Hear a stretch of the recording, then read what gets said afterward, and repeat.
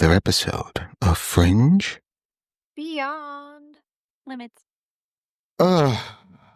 See, that's better. That wasn't even like a sigh. That was like it wasn't.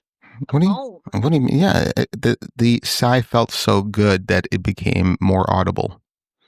Okay. No. That's some interesting logic you got there. Whatever floats your boat. I mean, it's not floating my boat. It's floating everyone's boat. Not mine. Yeah, I am not the boat that you travel on. I am the water that the boat travels on. What? Now you got a That God makes complex? total sense. Mm-hmm. I am everything. Again, whatever floats your boat. Okay. How are you guys doing? Your face. Great. Yeah. Yeah. Okay. Yeah. So, all right. Well, who wants to go first with the dumb ways to die? I can go. Okay. So this is the story about a gentleman by the name of Gary Hoy.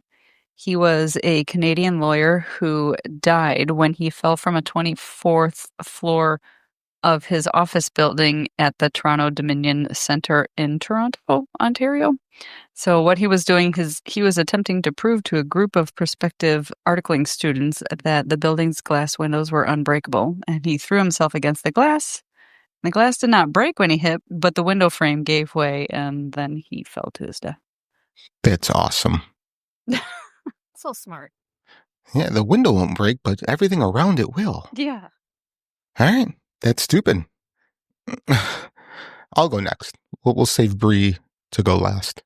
Oh, yay. Hope I not steal mine. I hope I do. February 1998 in Buenos Aires. Is that you? No. Okay. During a heated marital dispute, a 25-year-old man picked up his 20-year-old wife and threw her off their 8th floor apartment balcony when she became tangled in the power lines below. He immediately leapt from the balcony and fell towards his wife, but missed the power lines completely and plunged to his death. The woman managed to swing over to a nearby balcony and was saved. Oh my God. Yes. Good for her.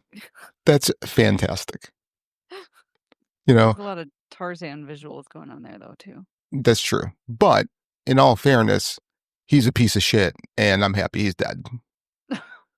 You know, I mean, that's you literally got so angry that you picked your wife up and threw her off a balcony. Yeah. You know? And you died and she survived. Yeah, I don't understand why he dove after her. That made no sense. He probably was like, oh shit, I didn't mean to do that. And then tried to go save her, and obviously that didn't work. No, he meant to do that. Even He probably was hoping he would, if he had to save her and had to explain himself, he would say, I was just trying to. or He had to do it to save face, I think. yeah, or he would just say that, oh, she tripped and fell off the balcony. Yeah. Yeah. So anyway, yeah, he's a piece of shit and he's dead, and the world is a better place without him. So I think it's funny that our themes are people falling off of buildings. Oh, this is fantastic. Yep.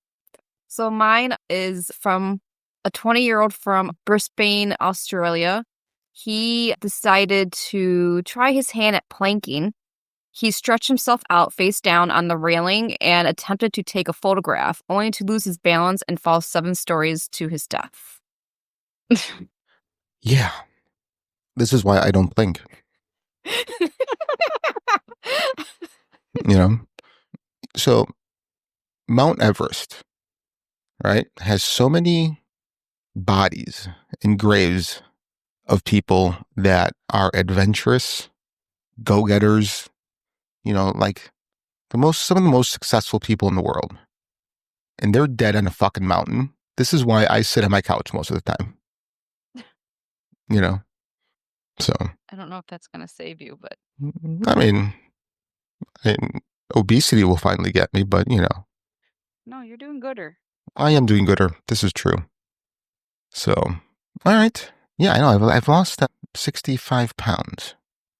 If I can get 20 more pounds off, I would be my high school weight. As long as you don't have your high school personality. Well, which part? So So the first half of my life. Cocky bro. Yeah, no, I wasn't a hockey bro. No, cocky. Oh, cocky. I wasn't cocky.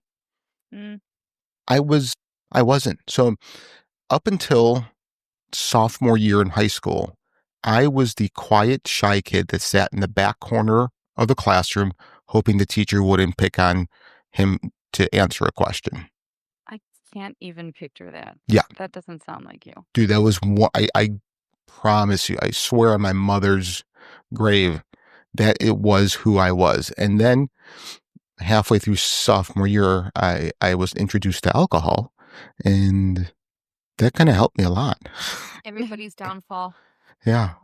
But I wasn't, I wasn't cocky because again, I still have low self-esteem, I had the same back then. So yeah, I wasn't cocky. I was funny. Looking. No, 100% still am. So, all right. Well, ladies, what's on the agenda tonight? Skibbity dibbity. Dibbity doo wop. Dippity bippity boppity boop. Ooh. The Dybbuk. Are we beatboxing? Or scatting? That would be scatting, right? Maybe, but that's also like what animal poop is called. So no, I don't know. the Skibbity Dybbuk Box. The Dybbuk Box? Yeah, Skibbity Dybbuk. Skibbity Dybbuk. Skibbity boopity boppity betty boop. All right, so let's get started with the Dybbuk Box. The concept of the Dybbuk does not originate in modern horror films or viral internet stories. It is an ancient element of Jewish folklore and Kabbalistic mysticism, deeply rooted in spiritual traditions that predate the 20th century by hundreds of years. In its essence, a Dybbuk is a dislocated soul, a spirit of a deceased person who has not found peace in the afterlife. These spirits are believed to attach themselves to the living, particularly those who are spiritually vulnerable, emotionally distressed, or karmically entwined with the spirit's unfinished business. In Hebrew, the term Dybbuk derives from the root word Dybbuk, meaning to cling or to adhere. This etymology is key to understanding the nature of the Dybbuk, for it is a spirit that clings to the host, entering their body and mind to live vicariously or fulfill some unresolved need. This isn't akin to the Western concept of a demonic possession, though it can be just as terrifying. The Dybbuk was once human and retained its personality, grievances, and trauma. It seeks closure, vengeance, or expression, often through the host's physical and psychological suffering. Historically, tales of Dybbukim were passed down through oral tradition in Jewish communities of Eastern Europe. In particular, the shtetls of Poland, Lithuania, and Ukraine were rife with stories of these restless spirits. Rabbis and mystics, particularly those who studied Kabbalah, developed methods for dealing with Dybbuk possession. These were not Hollywood-style exorcisms, but deeply spiritual and prayerful processes. The afflicted person would be brought before a tribunal of learned men, including a rabbi trained in mysticism. They would recite prayers, psalms, and engage in purification rituals, sometimes using a shofar, a ram's horn, to help expel the spirit. I did not know any of this. Me neither. Samesies. Wow, all right. So the most famous depiction of a Dybbuk in modern culture came through the play The Dybbuk, written by S. Ansky in 1914. The story tells of a young bride possessed by the spirit of her dead lover on the eve of her arranged marriage to another man. This play was based on actual folkloric accounts and popularized the Dybbuk beyond the Jewish community. Through Ansky's work, the Dybbuk became a haunting symbol of forbidden love, death, and spiritual injustice. To traditional Jewish communities, the Dybbuk is not a fictional ghost story. It represents the soul's inability to rest due to moral failings, unfulfilled obligations, or unjust deaths. It also reflects a deeper spiritual truth that unresolved energies can linger and attach themselves to the living. The belief in spiritual residue is a foundation upon which the Dybbuk Box legend would later be built. intentionally or unintentionally, drawing from a real and ancient cultural framework. That was a lot of information. But I learned so much. Yeah, I didn't know it was a play. The legend of the Dybbuk Box begins in a decidedly unremarkable place, an estate sale in Portland, Oregon, in the year 2001. The man who attended the estate sale was Kevin Mannis, a small business owner and aspiring writer who ran an antique store. According to Mannis, the estate belonged to a woman named Havela, a Jewish Holocaust survivor who had escaped Nazi-occupied Poland and made her way to Spain before finally emigrating to the United States. Havela had recently passed away, and her family was selling her belongings. Among the items at the sale was a unique wine cabinet. It was an unassuming object made of wood, with the front that opened into a small set of drawers and compartments designed to hold bottles and glasses.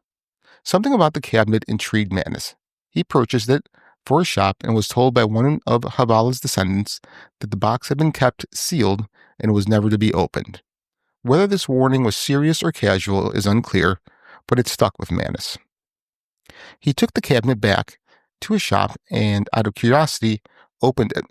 Inside, he found a curious collection of objects: 2 locks of hair, one light, one dark, each bound with string, a 1920s wheat penny, a small granite statue engraved with what appeared to be Hebrew letters, a dried rosebud, a golden goblet, a single candle holder, and a note, partially faded, written in Yiddish. These items gave the impression of a ritual or spiritual purpose, though Mannis didn't fully understand their significance at the time. He cleaned the cabinet, removed the items, and placed it in his store. From that moment, according to Mannis, strange things began to happen. Lights would flicker inexplicably, strange smells, sometimes jasmine, other times the pungent odor of cat urine, would fill the room. Items in the shop would fall without explanation. Most disturbingly, he began to have reoccurring nightmares involving a terrifying old hag who would attack him in his sleep. Have you guys ever, been in a house with just cat urine smell? When I was looking for a house and stuff. Oh, Yeah, that is... It's nasty. Oh, it's so bad. It's so bad. You Thinking know what that... also smells like that? What? So for Christmas one year, I bought my mom a black turkey fig tree or whatever, the mission fig or whatever it was. Okay. And she had it in her house because obviously it was wintertime. And I went over a couple weeks later and I'm like, why does your house smell like cat pee? So I started to Google it and I'm like, do fig trees smell? And then it already filled it in like tomcat urine. So note to self, fig trees, the kind that make fruit, Yeah. smell like cat pee. You know, my grandfather was a fig farmer in Italy. But he probably didn't farm them in his house. But that's cool. Yeah, he probably didn't, no. 'Cause they stinky. Yeah. Thinking the phenomena might be coincidental, he gave the cabinet to his mother as a gift. On the very day she received it, she suffered a sudden and severe stroke. Although she survived, she was never the same. When Mannis visited her in the hospital, she was unable to speak, but managed to write 2 words in a napkin: hate gift. Spooked, Mannis reclaimed the cabinet.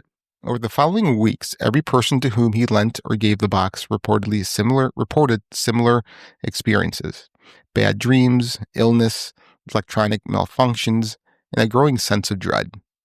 No one wanted to keep it for long. The stories grew increasingly bizarre, and eventually Mannis decided to try a new approach. He would sell the box online. Would you guys ever keep a haunted item in your house, or a supposedly haunted item in your house? No. Depending on the kind of haunt. What do you I mean? was just looking on eBay for a Dybbuk box for you. There's one for $34 if you want. Yes, yeah, I'll take it. Okay. And submit. And sold. It should arrive on Friday. Sweet. I can't wait. Would you? Yes, I would. But then what happens when bad things start happening? Bad things won't happen. Missy would kill you if you did. She'd be like, get rid of it. That's And And he'd be like, the yes. Dybbuk box. And then Frank's like, I got rid of it, but it's going to be in his room full of all of his playing cards that he has. sport cards. Get it right. No, they're Sorry. playing cards. No, I do not play cards. I collect football, baseball, basketball, hockey cards. Oh, hold it on. What about the Pokemon cards I found in the back In the back where? of your closet? I'm so far in the closet that I've reached Narnia. Yeah, I would. The only reason why I don't or won't is because of my wife. She would freak out. Yeah. Yeah, so she kind of is a buzzkill. She's trying to keep you alive. I don't know why. Deal with it, and we can put Brian and Missy in a separate area because they both would freak out. You wouldn't freak out, Brie? I feel like you'd be the first to freak out. I would freak out if it was more like dark or evil intent. But you don't know. It's a mystery. It's a Pandora's box. I would sit there, and if it starts doing like dark stuff, then I would scream and run away. Like Scooby-Doo. So your next present is going to be a haunted item. Like, you won't know. And you're just going to have... Brian will move out. You'd freak out so bad. So in June of 2003, Kevin Mannis posted the cabinet on eBay with a detailed and chilling description. His listing was not simply a sales post. It was a narrative, meticulously crafted to tell the story of the box's origins, the items found inside, and the experiences of all those who had come in contact with it. He titled it The Haunted Dybbuk Box and issued a stern warning to potential buyers. He described the misfortunes that follow the box, from his mother's stroke to the nightmares and paranormal activity. He wrote of strange smells, flickering lights, and the emotional deterioration that seemed to afflict anyone near the object. He even claimed to have consulted with rabbis and paranormal investigators, all of whom advised him to get rid of it or bury it. The eBay community was fascinated. The listing went viral before virality was even a recognized digital phenomenon. The story spread across forums, chat rooms, and email chains. Paranormal enthusiasts, skeptics, and curious thrill seekers all weighed in on the box's authenticity. Eventually, a college student purchased it, only to return it shortly thereafter, citing terrible nightmares and bad luck. From there, the box changed hands several times. Each new owner reported similar misfortunes, but one man would take the legend to the next level, a museum director and medical professional named Jason Haxton. Jason Haxton was the curator of the Museum of Osteopathic Medicine in Kirksville, Missouri, and a medical profession known for his skeptical and scientific approach to life. However, after coming across the Dybbuk Box story online, he became obsessed with the idea of owning it. He contacted Kevin Mannis and ultimately purchased the box for himself. Upon acquiring the Dybbuk Box, Haxton claimed to experience an array of disturbing and medically inexplicable symptoms. He described episodes of bleeding from the eyes, intense skin rashes, respiratory problems, and recurring nightmares that involved shadowy figures. Bleeding from the eyes? Yeah. Yeah. That's messed up. Would that be the time when you would run away screaming, Brie? Probably, if I can see. I can't see all the blood in the eyes. Like, I can't. Uncle. Oh my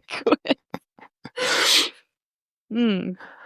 He documented every experience in meticulous detail. Haxton eventually decided that the box needed to be contained. He placed it inside a specially made acacia, thank you, wood container lined with 24-karat gold and buried it in a secure location. Yet even after sealing it away, he claimed the box's presence continued to influence his dreams and environment. In 2011, Haxton published a book titled The Dybbuk Box, in which he detailed the complete history of the objects as he knew it, including his own harrowing experiences. The book reignited interest in the legend and caught the attention of Hollywood filmmakers. The compelling narrative around the Dybbuk Box soon made its way into the world of cinema. Hollywood producers, always on the lookout for unique and terrifying stories, were drawn to the eerie authenticity of Mannis's eBay post and the haunting experiences reported by Jason Haxton. In 2012, the supernatural thriller film The Possession was released, directed by Ole Bornedal and produced by horror veteran Sam Raimi. The film was a fictionalized account inspired by the Dybbuk Box story. It's centered on a young girl who becomes possessed by an evil spirit after her father buys a unique box at a yard sale. Though the film took liberties with the actual story, it borrowed several key elements from Haxton and Manus's accounts. The filmmakers included details such as the mysterious contents of the box, the nightmarish visions, and the descent into madness experienced by those who encountered it. Cast and crew members also reported strange happenings on set, including lights exploding, unexplained cold spots, and a fire that destroyed props. These anecdotes only served to enhance the legend and gave the story a new layer of chilling credibility. So they didn't even have a real one, but stuff happened on a set? Yeah, I go back and forth in this because you can even go back and read stories about movies like The Exorcist and The Omen, where all these strange things happened during the making of the movie.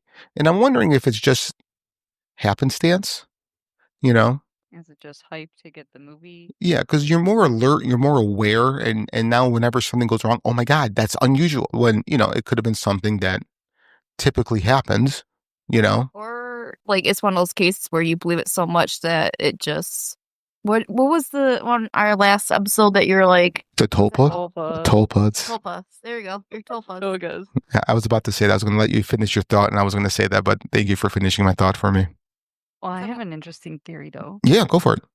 What if it's just part of the Hollywood cult and they like the dark stuff and they use that energy from creating dark films to actually make dark things happen? I'm going to go a step further, and I'm going to concede to your thought that it's dark magic that Hollywood is using, but it doesn't want to be revealed. So whenever a movie comes out about this, it tries to mess with it for it not to be made. Or they just, the films also maybe just give you just enough truth to know what's up without knowing what's really up. Right. Dun, dun, dun. Mm-hmm. So this It wouldn't take 75 episodes. We do need to do the what? The dark Hollywood. Oh yeah, I know. It's just there's so many rabbit holes you can go down with that. It takes 45 episodes. I know. I think that might be a whole month of like 2-hour episodes. But it's so fascinating. It is. Maybe they'll mess with our equipment and stuff, and then we won't even be able to record it. Ooh. We'll test it. Okay. Okay, anyway. Okay. So this next section, I really didn't want to include, but I did. Okay. The Dybbuk Box's next chapter began when Zach Bagans, Bobo, makes his comeback. So Bobo Baggins, paranormal investigator and host of the popular television series Ghost Adventures, acquired the box from Jason Haxton. Baggins, a known collector of haunted objects, added the Dybbuk Box to his Las Vegas-based haunted museum. There, it became one of the museum's most controversial and feared exhibits. Baggins claimed to have had intense spiritual experiences in the presence of the box. He reported feelings of overwhelmed dread, unexplained injuries, and technological failures when trying to film or document it.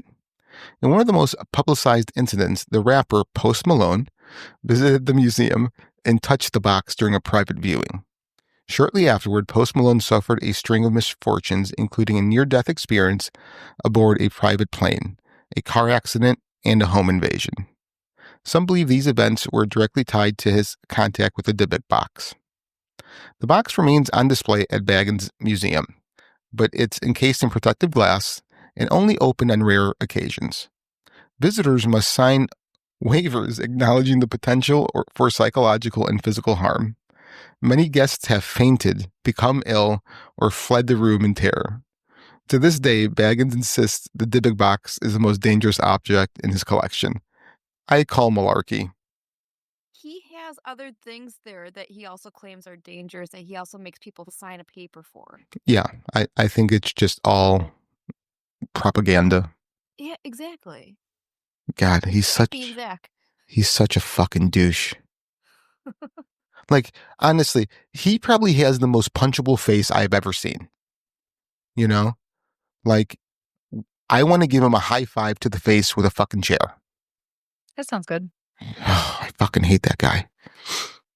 You have to sign a waiver first. Yeah, do I? He gets under my skin so bad. I don't know why I let it either, but he does. I know you let him.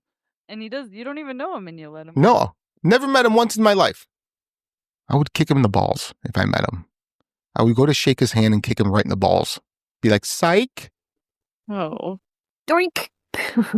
All right. Double doinked. Yeah, I have a big foot. I have a size 14. I would hit all three, the dingleberries and the root. The root is its own part? Yeah. Okay, yeah. The penis is the root. Yeah. What did you think I was talking about? Like the base of it. Oh. The connection. The connection. I mean, I don't know where to go from here. Just keep reading. Keep reading. Okay. As the Dybbuk Box gained notoriety and also became a pop culture sensation, it was featured on television shows, documentaries, and countless internet forums. YouTube channels dedicated to the paranormal filmed elaborate investigations involving replicas of the box, some claiming to summon spirits or experience real hauntings. TikTok creators began staging dramatic unboxings of Dybbuk boxes they purchased online, often containing similar ritualistic items. This explosion of interest led to a flooded marketplace of imitation boxes sold on platforms like eBay and Etsy. Most were blatant fabrications, mass-produced wooden cabinets filled with trinkets and burned candles.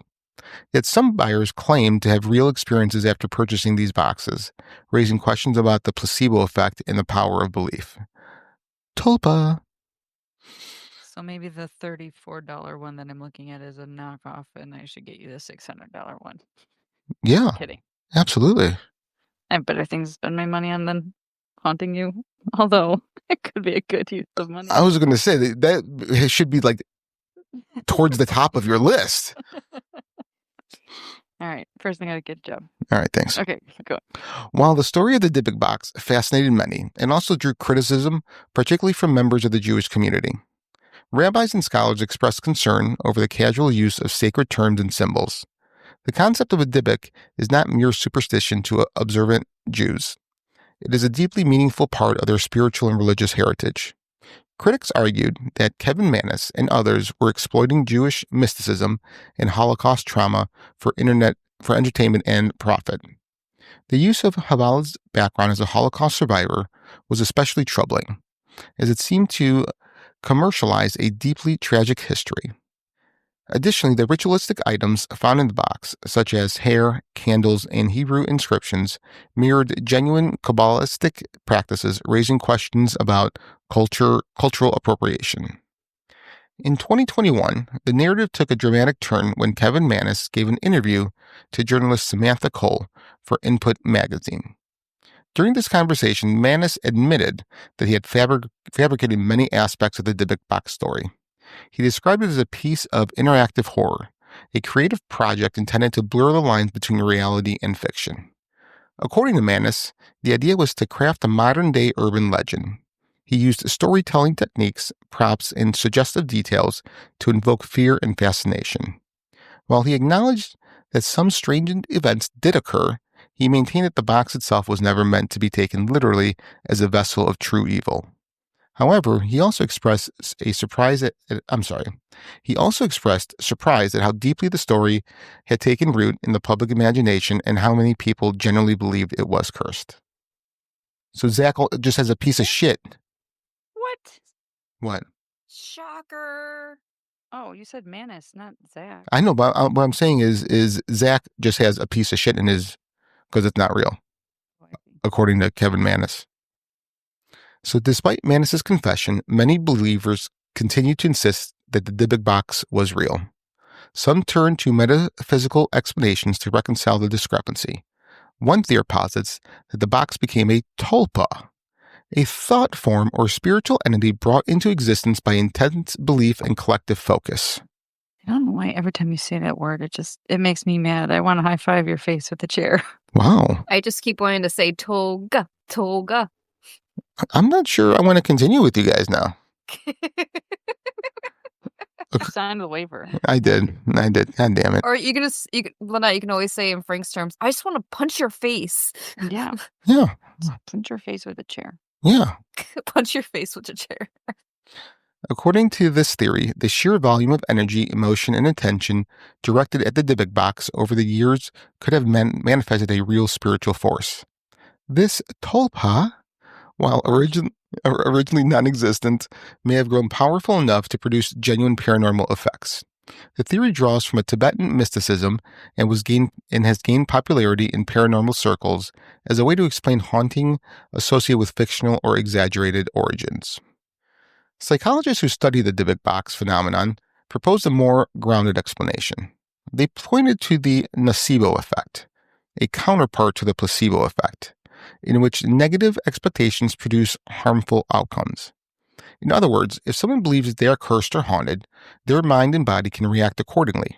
Symptoms such as headaches, nausea, anxiety, sleep paralysis, and even temporary psychosis could all be psychosomatic, induced by fear and suggestion rather than an actual spiritual presence. What'd you say? That sounds like a one of those like medication commercials. Yeah. Stomach diarrhea. Pretty much. Yeah. If you experienced any of the following, Bleeding from the asshole. No. Maybe people are just better manifestors than what they think they are. Yeah. If you think it's evil, you get evil. If you think butterflies and rainbows and unicorns are going to pop out, ta-da! What would you guys do if you came across a unicorn in the forest? I would be so happy and then not do anything because I'd be so in shock. That's why I carry peanuts in my pocket every time I go in the woods. Oh, is that the unicorn snack? That's a universal unicorn snack? For crows and unicorns. Okay. Yeah, and Bigfoots. And fairies? Fairies like sugar, and I also carry that too. All right. Did you take that course on cryptids that we talked about last year? Do you now have a PhD in cryptids? I'm a cryptologist. All right. I tried to join the gang, but the Crips wouldn't take me. This is true. You're too white. Too vanilla, too white. Phenomenon often referred to in psychology is the power of suggestion and social contagion.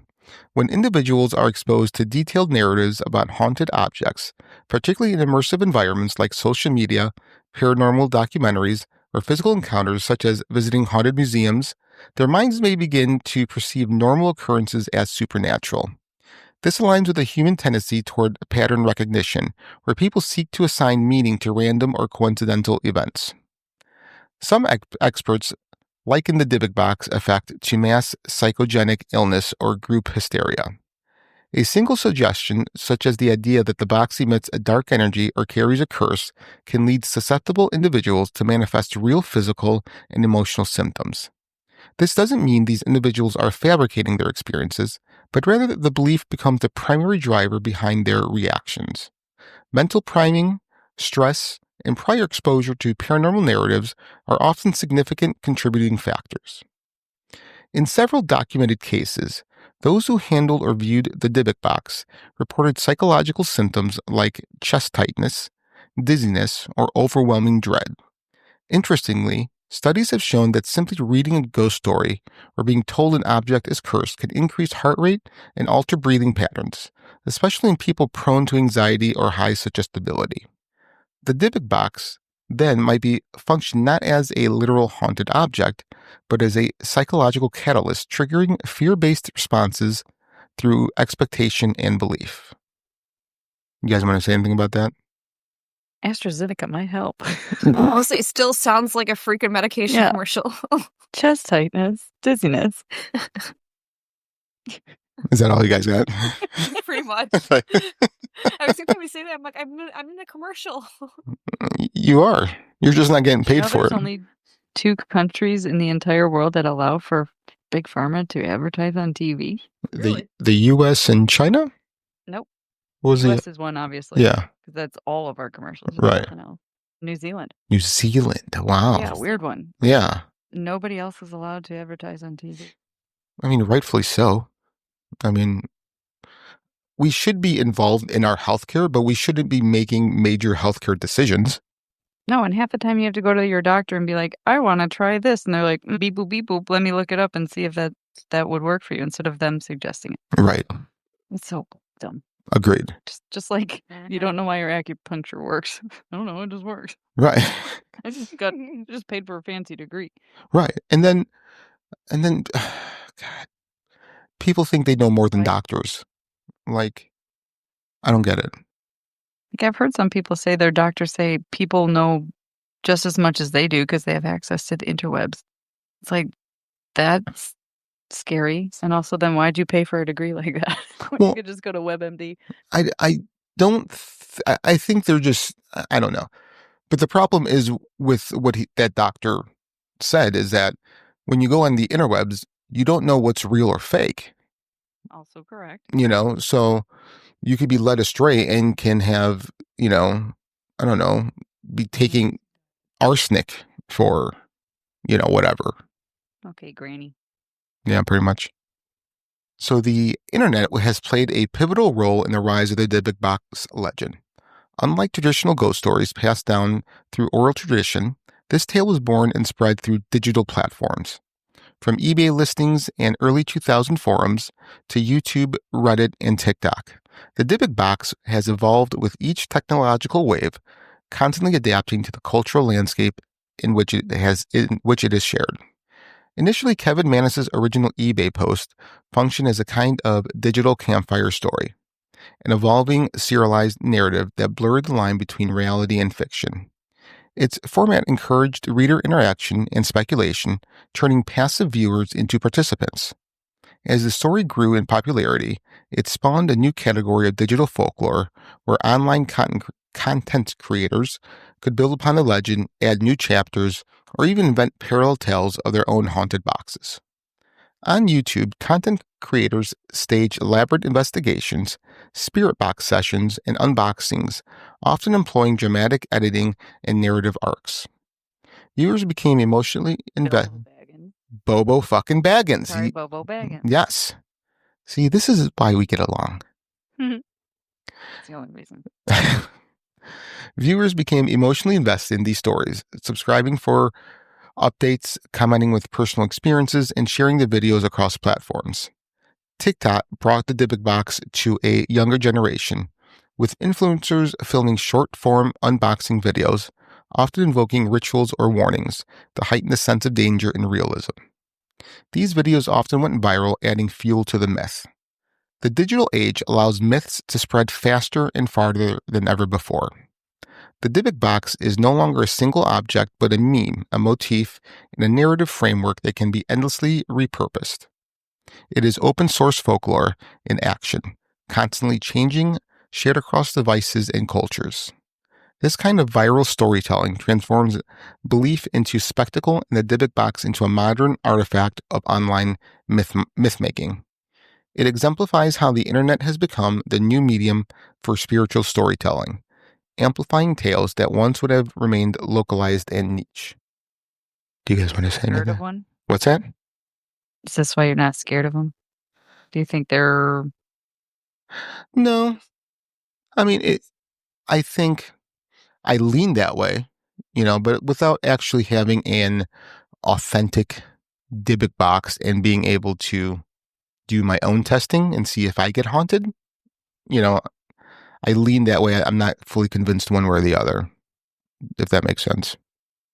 I have a different question. Of course. How does one get a spirit into the box? Do you have to put a trap in there? Yeah, I'm sure that there are rituals and prayers in the Kabbalistic. Ghostbusters? Yeah. I was about to say it's just like Ghostbusters. Yeah. One of those vacuum packs and. Yep. Yeah. Yeah. I think so. I think you guys are right. Okay. Okay. See, we're solving all the mystery. Dude, we have such a great track record of just solving issues left and right. So where would the world be without us? I don't know. I mean,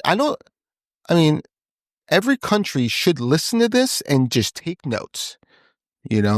We should be hired as whatchamacallits. I can't think. Ghostbusters?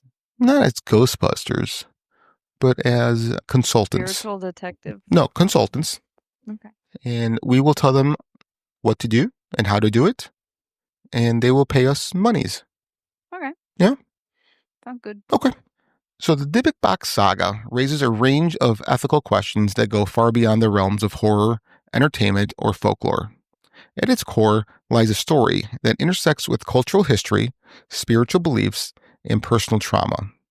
When does creative license cross the line into cultural exploitation? How do we responsibly engage with stories that draw from real religious traditions and historical suffering? One of the most controversial elements in the Dybbuk Box narrative is the invocation of Holocaust trauma. The fictional character of Havala, a Holocaust survivor whose estate contained the box, taps into a well of collective memory that carries profound emotional and historical weight. For many in the Jewish community, tying that history to a commercial horror story feels deeply inappropriate. If not, Wait, so that lady was even made up too? That's what the guy said. The whole story was made up. I guess I didn't take it as that part of the story was made up. I thought just his experiences were made up. He made up the okay, now I'm mad at him even more. Yeah. You know. I missed the Yeah, I mean, like, that together. I don't really agree with the whole exploitation. I don't, but when it comes to like invoking, creating a story from a Holocaust survivor, like that is, that's on the line for me.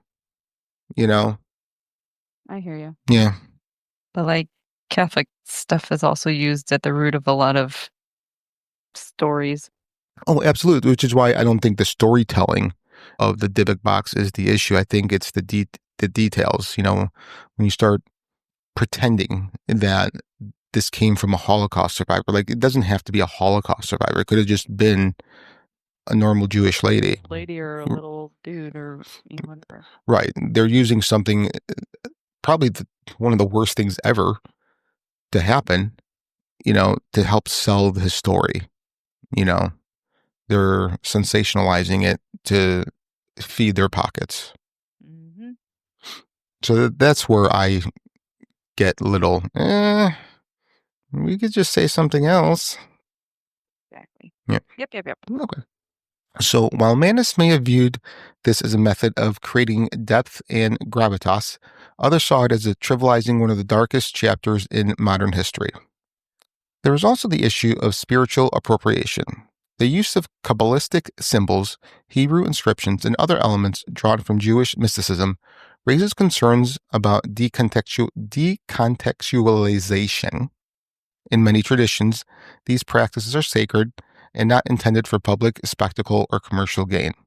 By using them as props in a horror narrative, creators may inadvertently strip them of their meaning or present them inaccurately, leading to misunderstanding and disrespect.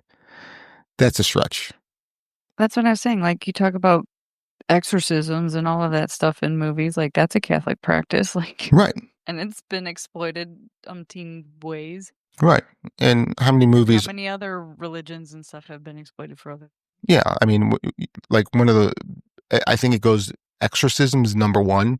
Number 2 would probably be voodoo. Yeah. Yeah. Exactly. Yeah. So, I mean,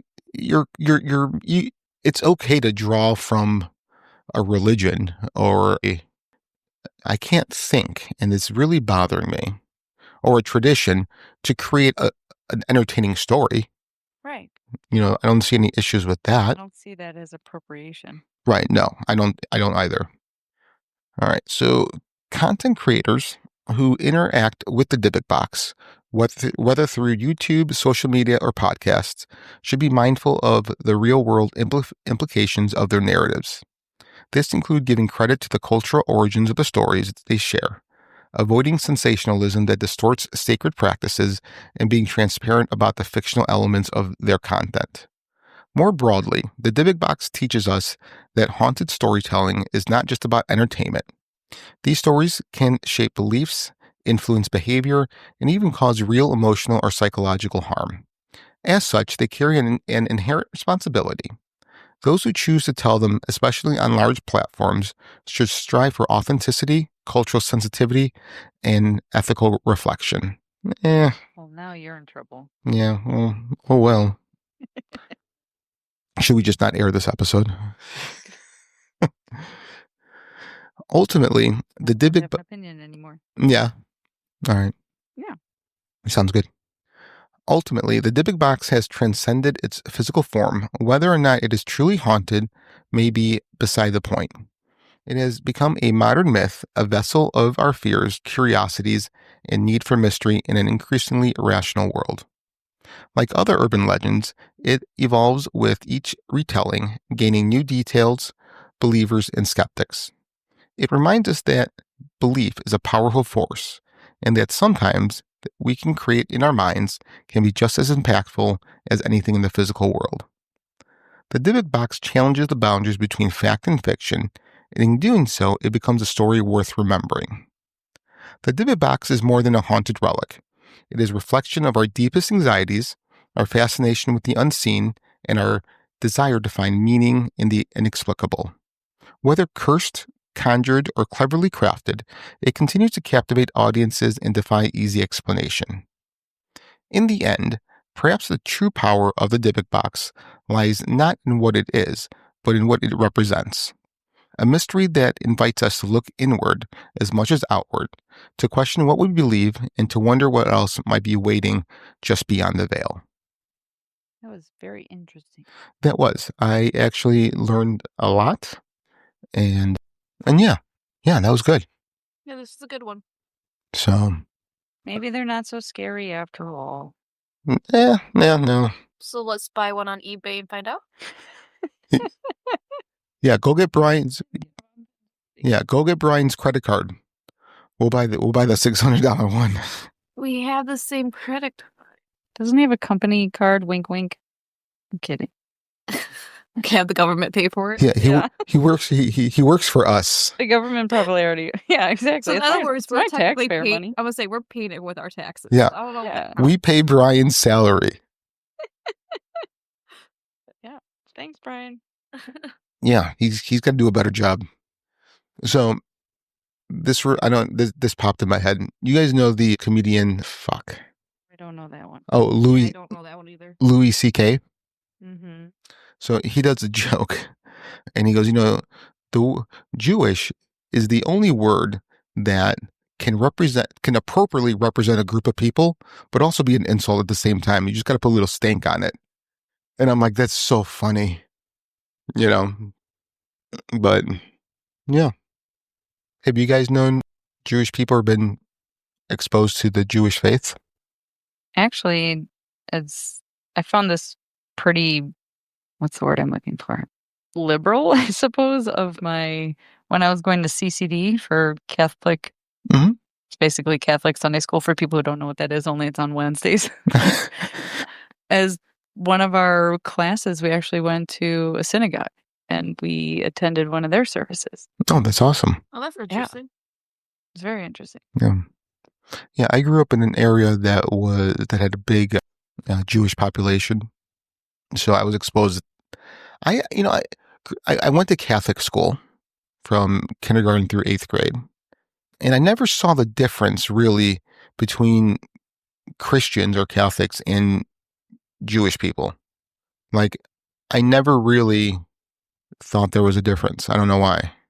Well, Jesus was a Jew. Yes, and I think that has to do a lot about it, because like when you go to Catholic school, it's not all Jesus.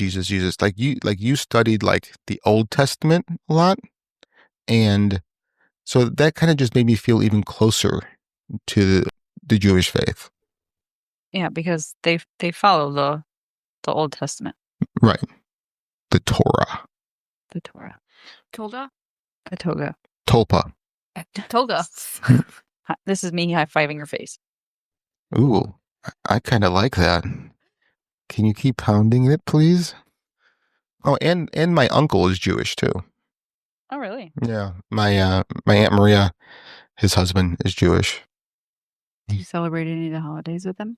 I don't. He goes, and not that I wouldn't. I've just never been asked. I don't think they've ever to my knowledge, I don't think they've ever hosted. They've always gone to his dad's house or another family member. But I would be curious.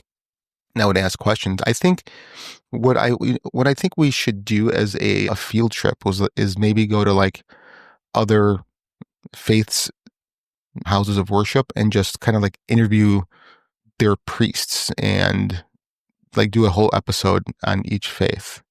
I think that would be kind of neat. It'd be interesting, but I'd be intimidated. Why? I don't know. Like, what questions are off limits? What questions can you ask? Well, I don't think there should be any questions off limit as long as they're asked respectfully. Oh, yeah. But it just depends on who you encounter. Because, I mean, you talk about reincarnation with, like, a nun or something like that. I just remember growing up and it's like, go put your nose in a corner. You can't ask those questions, Put your nose in a corner. Yeah, but we would set up an appointment and we would tell them, what we're doing. So they should be prepared for any and all questions that we plan, And also, too, be like, tell us what we can ask, what we can't ask. Because we don't want to, like, ask something and they didn't know that we're going to ask that and we end up insulting them in some way, shape, or form. I don't think they're going to be so thin-skinned. I mean, the way that I look at it is that these people are faces of faith in an area. So they come across so much resistance and insults, no matter what faith you abide by. So I think they're more thick-skinned, and they can tell. I mean, you can tell when a question that is controversial is asked in an authentic, genuine way. I mean, these people aren't the laymen. They are the faces of said religion. Agree. Okay. All right. Well, anything else to add to the Dybbuk Box, ladies? Nope. You did a good job. Did I? Mm-hmm. Woohoo! You're getting a package Friday. Am I? Yeah, from Amazon. Sweet. I can't wait. Have fun. What's his name? Oscar. Oscar sounds sexy. Is that the name of your Dybbuk or is that the name of your Amazon driver? That's the name of the package that's arriving. All right, I'm going to end this train wreck. Please do. So, thank you for listening. My name is Frank. My name is Bree. And there's Lynette. And you've been listening to Fringe Beyond Limits.